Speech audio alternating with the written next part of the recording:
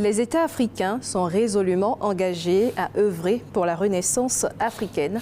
La nécessité de construction de la mémoire et de la conscience historique de l'Afrique et de la diaspora africaine pourrait être l'un des piliers de la Renaissance. Comment fédérer les stratégies pour relever le défi de la Renaissance africaine et quel rôle significatif peuvent jouer la diaspora et les afro-descendants dans l'émergence du continent africain? Le président du comité scientifique du 9e congrès panafricain de Lomé apporte des éléments de réponse dans cette nouvelle édition de l'interview sur Africa 24.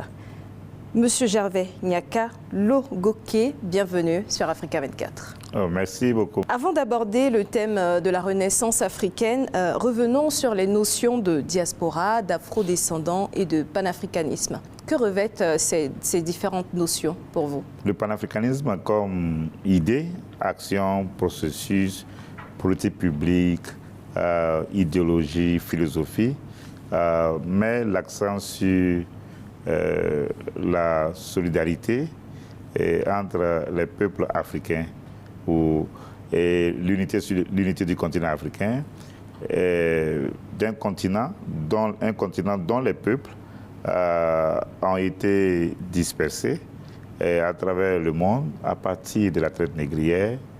Et c'est ce qui fait que la volonté de liberté et de justice confère au panafricanisme l'idée de souveraineté politique, économique et culturelle de l'Afrique qui aspire à jouer un rôle dans le concert des nations. Voici en gros comment est-ce qu'on pourrait définir le panafricanisme.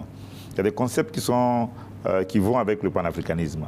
Et par exemple, l'Afrique aux Africains. Martin Delany des Amériques, on lui attribue cette expression.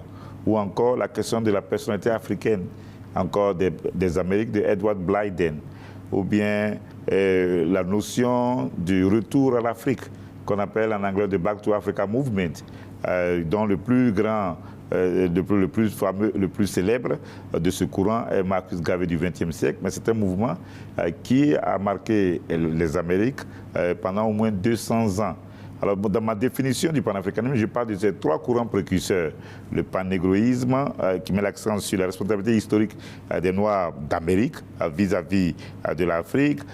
L'éthiopianisme, qui est un mouvement culturel, social et politique, qui met l'accent sur la nécessité de construire des églises indépendantes africaines tenues par des Africains.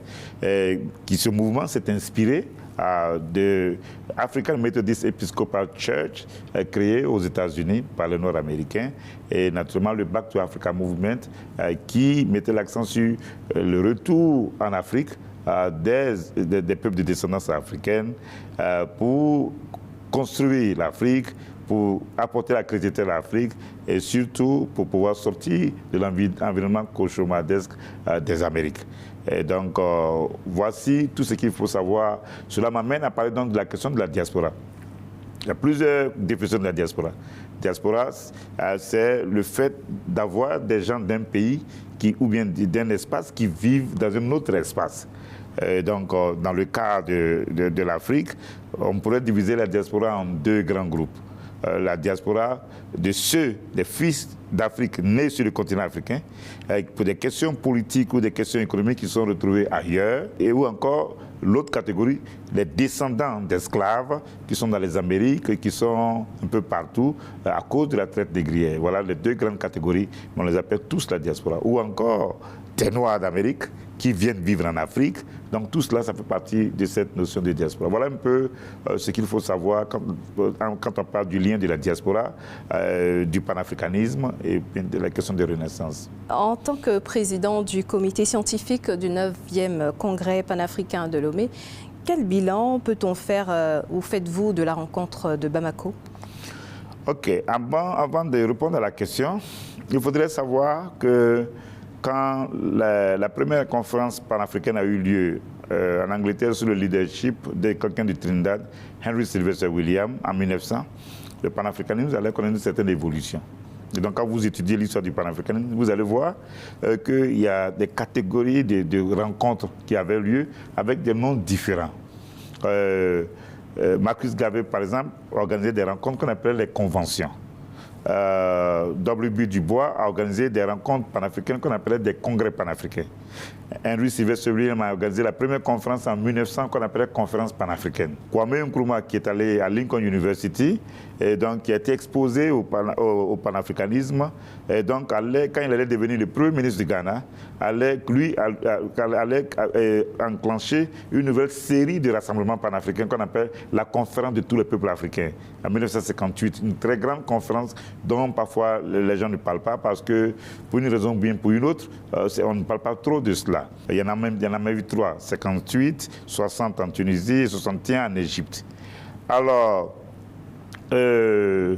aujourd'hui, sous le leadership du Togo, le ministre Robert Dussé, ministre des Affaires étrangères du Togo, a fait adopter à l'Union africaine la décennie de la diaspora et des racines africaines, 2021 à 2031.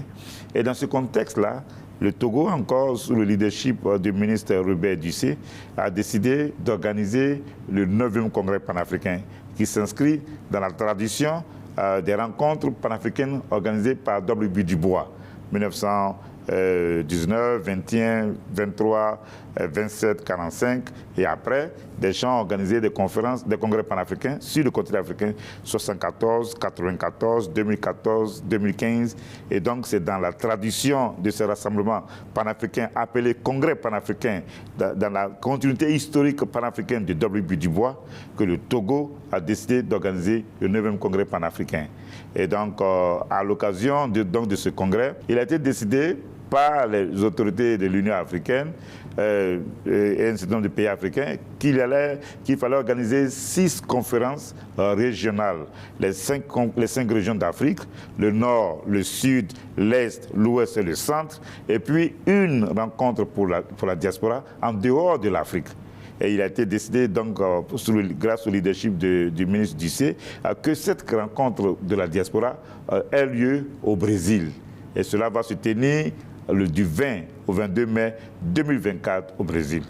Mais la série de conférences régionales a commencé avec l'Afrique du Sud. Dr Naledi Pandor, ministre des Affaires étrangères de l'Afrique du Sud, est un pilier dans ce processus. Et c'est comme cela que du 4 au 5 décembre 2023, il y a eu la première conférence régionale. Et la deuxième est celle de Bamako, en Afrique de l'Ouest. Pourquoi à Bamako? Le Mali est traditionnellement une terre panafricaine. On se souvient du congrès du Rassemblement démocratique africain en 1946.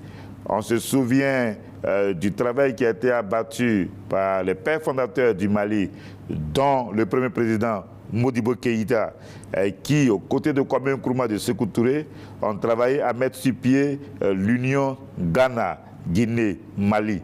Aujourd'hui, tout le monde parle de l'Alliance des États du Sahel. Il faut que les gens sachent que c'est les États du Sahel aujourd'hui, mais hier, il y avait une union Ghana, Guinée, Mali, avec la contribution de Sékou Touré de la Guinée, Modibo Keïta du Mali, Kwame Nkrumah du Ghana. Alors donc, et comme on le sait, l'hymne national du Mali met l'accent sur l'unité africaine, la responsabilité historique du Mali de contribuer à l'unité africaine.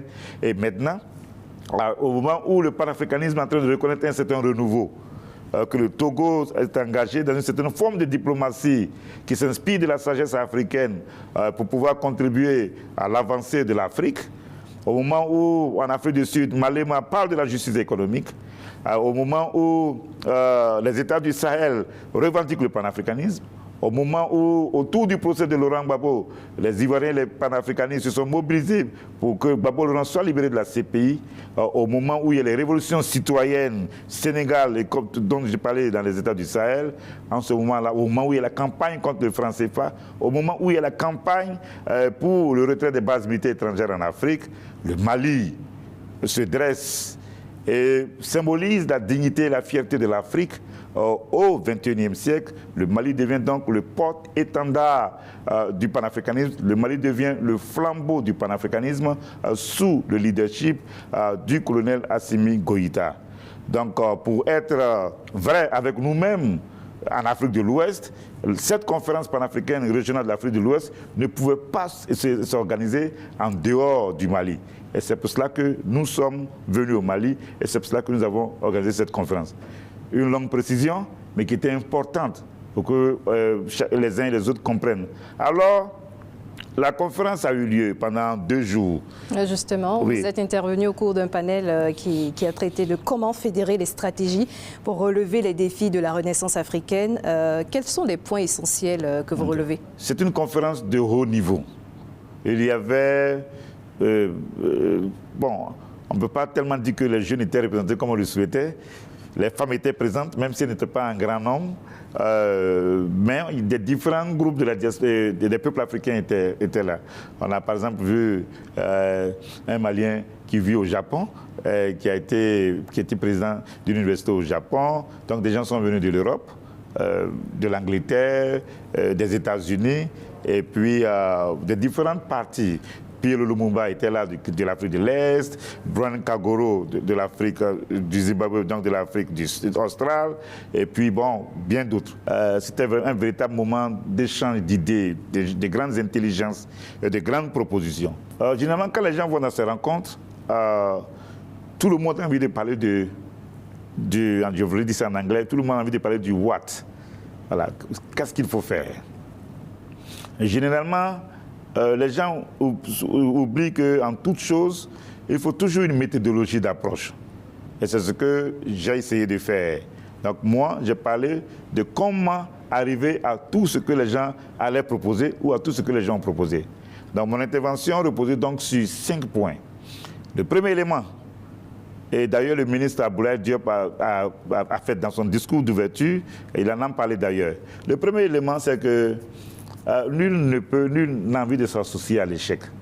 Parfois, on demande aux gens de la diaspora, venez investir. OK, les gens vont venir investir, mais s'il n'y a pas des conditions d'assainissement de la gouvernance et des conditions d'investissement et d'un cadre d'un développement intégré authentique qui mette l'accent sur la promotion des champions locaux du développement industriel, on a beau aimer nos pays, beaucoup ne vont pas prendre ce risque.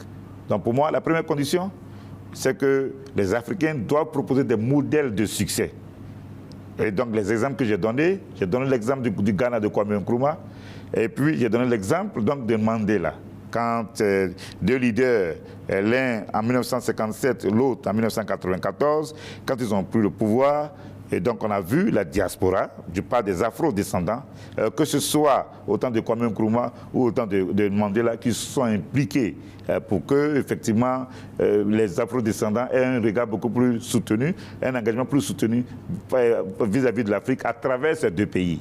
Le deuxième élément, c'est que nous sommes dans une multiplicité de batailles. Et donc, il y a la bataille de la narrative. Et on ne raconte pas suffisamment notre histoire. Et souvent, on parle plus des choses qui ne marchent pas. Or, il y a des exemples de succès. Donc, il faut qu'il y ait donc une narrative sur les success stories en Afrique. Kwame Nkrumah, Mandela, ces 2 exemples, Thomas Sankara, et puis aujourd'hui, on pourrait ajouter Assimi Goïta du Mali. Donc, il y en a beaucoup d'autres cas. Mais voilà, j'ai pris ces 2 éléments. Le troisième élément, c'est que quand on parle souvent du développement en Afrique, on parle des besoins physiologiques. Il faut se nourrir, il faut se vêtir. Les besoins vitaux. Les besoins vitaux, il faut se vêtir. Et tout ce que et donc tout le monde répète cela. Oui, c'est important. Mais il faut ajouter une catégorie de besoins. Cette catégorie, c'est les besoins psychologiques. Comme la confiance en soi, l'estime de soi, la confiance en l'autre, et j'ai mis l'accent sur la reconnaissance. Les êtres humains ont besoin de l'eau, de la nourriture, et ils ont besoin d'être reconnus. Et donc, j'ai pris l'exemple de Dr Zizou Po, qui est le patron des études panafricaines donc à Lincoln University, mais qui est très, très métisse, donc qui a une peau blanche qu'on prendrait pour un blanc. Il est aux États-Unis, mais il ne se fait pas appeler africain-américain, il ne se fait pas appeler nord-américain, il revendique son africanité, il dit qu'il est africain. Alors donc, des gens comme lui, comme Kalfani, comme Lucy Murphy et bien d'autres, ils sont déjà là, prêts à être dans une logique d'association avec l'Afrique. Il faut donc, ces chances-là, les reconnaître leur volonté de se reconnecter à l'Afrique, et donc la conversation va être moins compliquée. Le quatrième point, et ça c'est du point de vue politique, mais valable aussi pour la politique étrangère aux États-Unis. L'Amérique blanche ne bouge que lorsque l'Afrique noire indique le chemin. Au temps de Nkrumah et de Mandela, c'est les deux exemples que j'ai pris. Quand les Noirs américains ont décidé de se mobiliser pour l'indépendance du Ghana et surtout pour que Kwame Nkrumah soit invité en visite officielle aux États-Unis, c'est ainsi que Kwame Nkrumah a pu avoir une visite officielle avec le président américain. La même chose s'est passée avec Mandela. Et c'est parce que les Noirs américains sont mobilisés depuis les années 70, 80, 90, et c'est comme cela que, entre autres, que l'apartheid a été démantelé. Et donc, c'est la loi non écrite, c'est cela qu'il faut savoir l'utiliser. Et le dernier élément, tout ce que nous voulons faire en termes de partenariat, la vision d'un développement intégré africain, d'une vision économique panafricaniste, mais quelles sont les valeurs sur lesquelles on doit construire toutes ces choses? C'est un moment, il y a beaucoup de gens n'ont pas parlé un peu de cela, mais le ministre Aboulaye Diop m'a dévancé, et dans son discours d'ouverture, il a parlé de la question de l'identité, et il a parlé de l'importance des valeurs africaines en Bambara qu'on appelle Maya. Et donc moi, comme je parle de la philosophie Ubuntu dans les langues nguni, qui met l'accent sur l'humanisme, et donc Maya en Bambara, et Ubuntu dans les langues nguni de l'Afrique australe, voici, selon moi, la vision philosophique, le paradigme civilisationnel qui met l'accent sur l'identité africaine et qui met l'accent sur la continuité historique de l'Afrique depuis l'Égypte ancienne jusqu'à l'Afrique d'aujourd'hui, et qui met l'accent sur l'unité culturelle et linguistique de l'Afrique. Donc pour moi, voici le cadre philosophique, le projet civilisationnel qui doit être bâti sur ces paradigmes endogènes-là. Voici ce que j'ai développé, et donc certains de ces éléments ont été pris en compte dans la déclaration comme des grandes contributions qui ont été faites par les uns et les autres. Et dans l'élan de la contribution des Africains et de la diaspora, des Afro-descendants dans le développement du continent, vous avez traduit la version anglaise du livre « La contribution de Kwame Nkrumah en faveur du panafricanisme » du docteur Zizwepo. Parlez-nous-en en quelques minutes. Oui, bon, d'abord, avant de parler du livre du docteur Po, que j'ai traduit, et même si je suis l'auteur de la version en français, c'est lui qui a produit la connaissance, j'ai écrit un livre sur le procès du président Laurent Gbagbo. Laurent Gbagbo, Trial and the Indictment of the International Criminal Court et Pan-African Victory. Donc dans ce livre, j'ai démontré que la libération de Gbagbo s'inscrit dans un contexte du combat panafricain. Et donc, en dehors de cela, et ça c'était pour le procès, c'était par rapport à l'histoire, et parce que quelqu'un devait faire ce travail. Et donc, au moment où le panafricanisme est en train de vivre une nouvelle jeunesse, et qu'il n'y a pas beaucoup de livres en français sur le panafricanisme, et donc, au moment où ce que j'ai décrit plus tôt, je ne vais pas revenir là-dessus, avec les mouvements citoyens, les chefs d'État africains qui s'impliquent dans le panafricanisme, il fallait donc produire, enfin, il fallait mettre à la disposition du monde francophone qui vit une certaine révolution des secondes indépendances, le livre écrit par Dr. Po, qui est un très grand livre sur Kwame Nkrumah. Le titre du livre, c'est « La contribution de Kwame Nkrumah en faveur du panafricanisme ». Donc ce livre-là, on a mis ça à la disposition du public. Et donc, dans l'avant-propos que j'ai écrit, naturellement, je suis revenu sur les révolutions citoyennes, et j'ai parlé de la contribution du Mali et de tout cela dans ce livre-là. Donc, il est là, les gens peuvent passer la commande du livre en ligne pour savoir ce que Kwame Nkrumah a fait, parce que c'est lui qui est la boussole du panafricanisme de façon éternelle, parce qu'il a dévancé les Sankara et les Goïta et tout ce que nous essayons de faire. Et contrairement à d'autres, il a produit beaucoup d'ouvrages. En attendant de livre, c'est 14 ouvrages. Dr. Po en a fait un certain résumé, et c'est ce qu'on a mis à la disposition du public. Quelles peuvent être les missions des diasporas et des afrodescendants pour la Renaissance africaine? Bon, c'est ce qu'ils ont toujours fait. J'ai oublié d'en parler au début. Quand je parlais par exemple du Back to Africa Movement, le jour où vous avez l'occasion de vous éduquer là-dessus, vous allez vous rendre compte que pendant au moins 200 ans, C'était un des débats majeurs depuis le XVIIIe siècle jusqu'au début du XXe siècle. S'il faut quitter les États-Unis, il faut quitter Haïti, il faut quitter les Caraïbes pour venir vivre en Afrique. Et il y a donc, on connaît un peu l'histoire du Togo, des gens qui sont revenus, Togo, Bénin, Nigeria, et des gens qui sont revenus. Et donc, même au Congo, des gens voulaient retourner vivre au Congo. Même au Soudan, des gens, à un moment donné, pensaient mettre des Noirs américains là-bas. C'est un thème générique quand je parle du Back to Africa Movement, mais sinon, il y a eu aussi des gens qui ont pensé aller à immigrer en Haïti, par exemple, à cause du symbole que Haïti représentait à un moment donné, avec la révolution haïtienne, après le combat de 1794 à 1804.